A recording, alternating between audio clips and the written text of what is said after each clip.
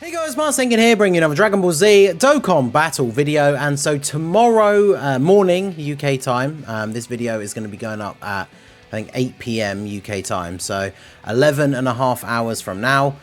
This banner will be releasing on global. The physical Dokkan Fest Turles will be coming to our version of the game. And so as always, when a new banner comes out, I always do these summon or skip videos, so I can talk a little bit about the unit, talk about the banner. And obviously, as I always say with these videos, this advice is usually more geared towards those of you out there who are free to play or who only spend a little bit of money on the game. And obviously you need to be a lot more careful with your summons, because if you're somebody who, you know, you're a whale or you're just someone who like really likes Turles, you're probably not gonna, you know, you're not gonna not summon for him or whatever just because I say not to, right? So I like to look into the banner, give them my thoughts on sort of like the overall value, the returning units and all that kind of thing. And yeah, let you know what I think. Obviously, as a content creator, like I will be summoning on the banner, of course, right? I always like to pull at least one copy of the new unit so then I can make videos on them. And I will say, I do like Turles. I think he's underrated. He definitely has his issues, right? But I think he is a good unit. I'm very much hoping to get the one copy. I mean, I will get the one copy eventually, right? Hopefully after not too many stones, but I would ideally like to get dupes and be able to showcase him in some of the tougher events and get some good showings out of him, but obviously we will see. So this is the banner as it looked on JP. Obviously we have no real reason at this point to suspect that it will change. We haven't really seen any motion in like this new release or the news in the game that we've had so far or anything like that to indicate that the sync is moving into progress, right? So I would not be surprised if the entire Turles celebration for global is just exactly the same as it was on JP. So this is the banner as it appeared on JP. We have the Turles, of course, then we have the two side banner units. You got the Ginyu treatment with the AGL, Dyes and Cacao, and then the Int, Amand and Raisin. We'll talk about those, all the units in a little bit. And then, of course, this banner is not only the first return of Yamcha, but also the first return of the Tech Bardock as well. So two new units return on this banner. So if you find yourself missing both of them, and then obviously Turles is brand new, both the side banner units are new. I mean, there's 5 new units on this banner for you, potentially. So, you know, in that respect, it does seem like a slightly more inviting banner. AGL Dokkan Fest Turles is still somewhat runnable. Events with super type enemies, obviously he works better because he provides defensive support as well as offensive. But of course, as we know, most of the difficult events in the game at the moment are not versus super class enemies. And of course, he shares the same name as the Dokkan Fest, right? So if you pull this guy and the new one, or, you know, even if you have this guy already, it's not like you're necessarily going to be using him even on the team build of the new one. So him and Bojack basically fill those slots of being like the older featured Dokkan Fest SSRs, and pretty much are going to be like the 2 units that people do not want to see in their summons, right? But other than that, the banner definitely is a little bit more attractive because of the return of 2 new Dokkan Fests. But obviously this means that these are going to be available in the shop with red coins, so you can, if you've been saving those up, you can make the decision on whether you want to pick up either of those. And then of course we'll talk a little bit about the banner format, because I believe that this banner is probably going to have discounts, will potentially have a featured step as well, and then of course there are in fact 2 different kinds of tickets that will be available, but those are purchasable, and we'll talk about those in a moment. So if we have a quick look at the units here and break them down, we have the new Turles. He's a Space Traveling Warriors or Pure Saiyan's lead. He gives 30% to Planetary Destruction or Low Class Warrior. So you can make some interesting teams with him. You know, you could make a fun like Pure Saiyan Low Class team with like him, some of the Team Bardock units, Raditz, like some of that sort of stuff would be good for like mean team runs and everything. Space Traveling Warriors is where the bulk of the power is going to come in, right? If you want the full 200%, because there's a bunch of Space Traveling Warriors like Cooler and stuff like that, right? That are on Planetary Destruction. And then his team looks pretty good in that respect.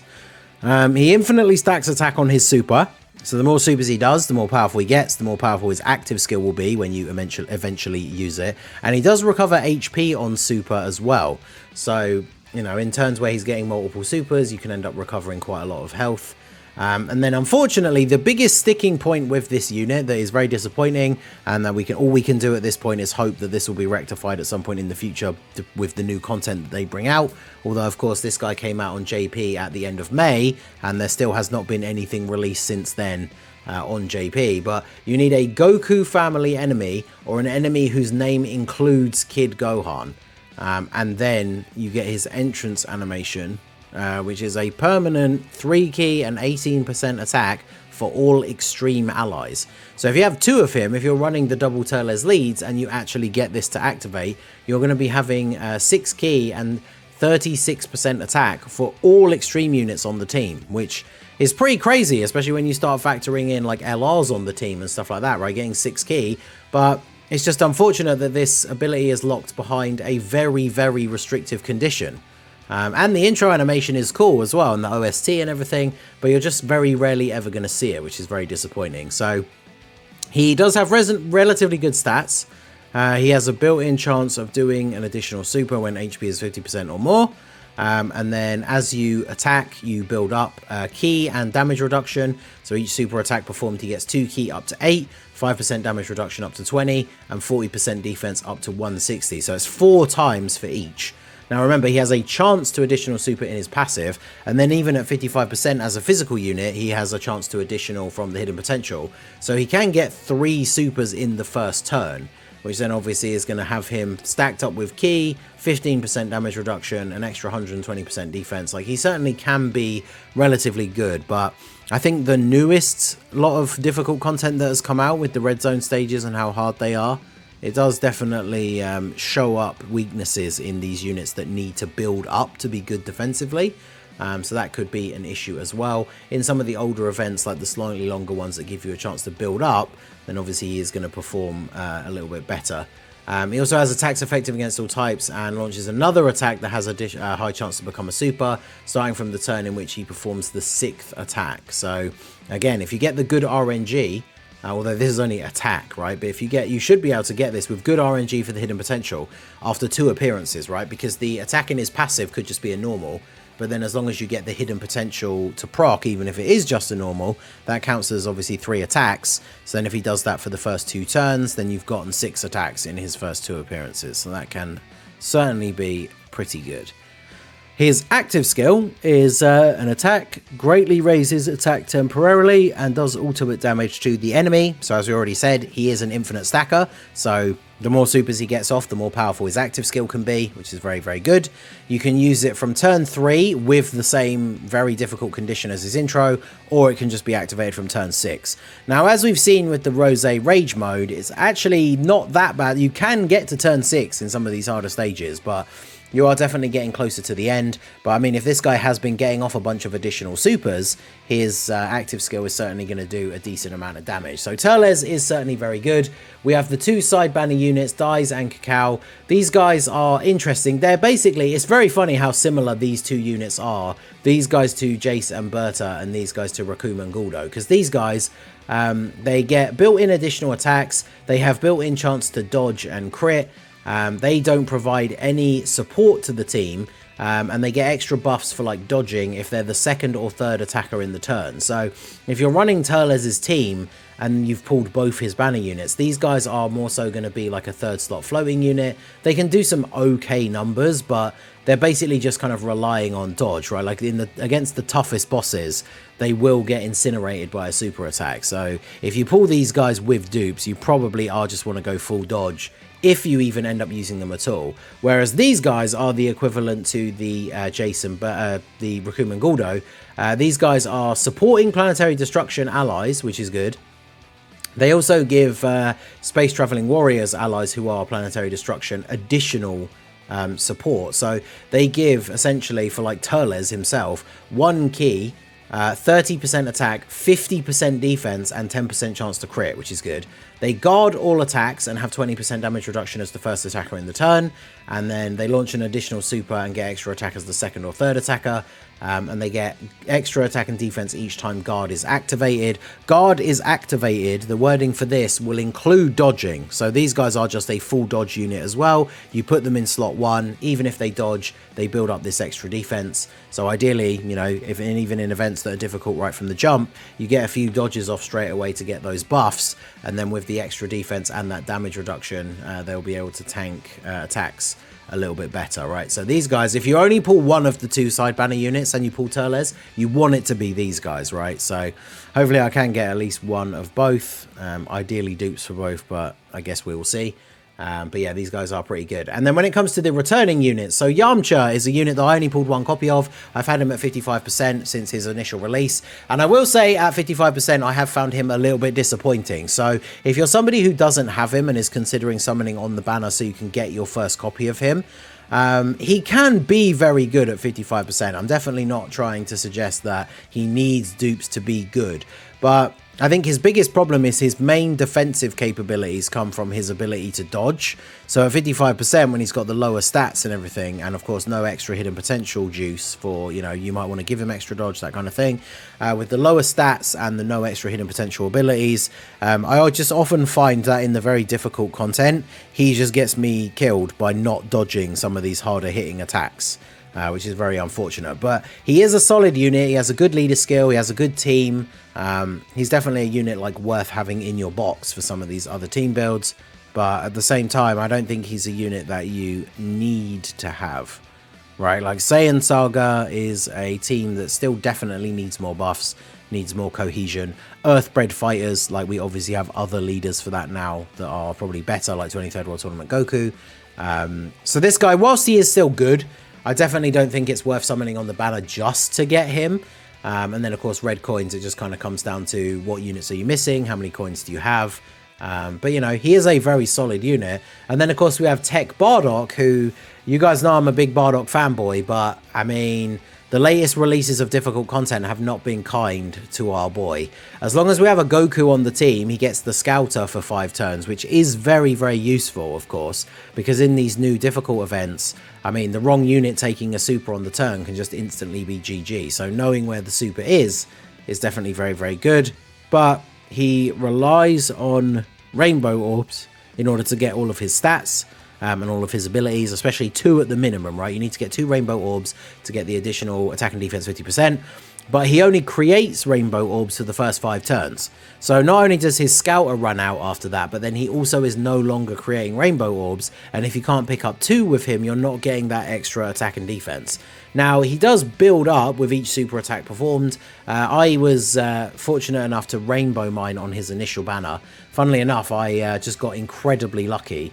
I tried summoning because I wanted dupes for the Int Tora that was his side banner unit because he was just terrible at 55%, and I ended up getting extra copies of Bardock. So, knowing my luck, I'm sure I'll pull at least 1 copy of this guy before I pull Turles, considering I don't need any copies of him anymore. But like having him at Rainbow on his team with the right units that you want run around him, like he gets built up to easily being able to do like 10 million attack stats, having relatively good defense. The only problem is it's just a raw defense like stat, right? So if he, you know, he doesn't have damage reduction, doesn't have guard, so he will take a lot of damage from the big boss and like big enemy supers. And you think about like, you know, one of the events, annoying though it may be, that is like one of the toughest at the moment, the new Fusion Zamasu. I mean, stage 1 is an int enemy that does AoE attacks, and Bardock greatly raises defense on super. He's getting extra stats with the key orbs, so like he just ideally, you know, does not want to be hit by that AoE on turn 1. He will just get absolutely destroyed. So as much as I love Bardock, he has not aged the best. So really, overall, when we look at this banner, it means we have a new Dokkan Fest exclusive who is pretty good, but has some wonky restrictions. 2 side banner units that really are not worth getting if you don't have Turles, right, and his team. I mean, Amand and Raisin, you could definitely run them on like a Space Traveling Warriors team with Cooler and stuff like that, and they'd be quite good.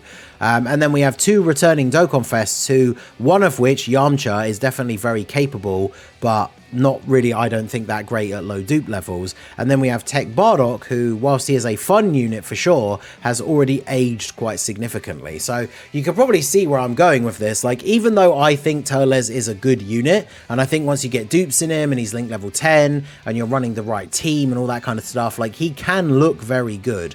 But I think for the most part, if you are free to play or you don't spend much on the game, it's a pretty easy skip, right? Now, if the banner does have discounts, depending on what they are, then obviously there is value there. We've been seeing some of the global discounted ones lately where, you know, it's like 100 stones total to do the whole first, you know, the set of discounts, and it will end in a guaranteed featured. Now, if that is the case and you can spare 100 stones, then I think that's worth it, right? Going for guaranteed featured can always be pretty good.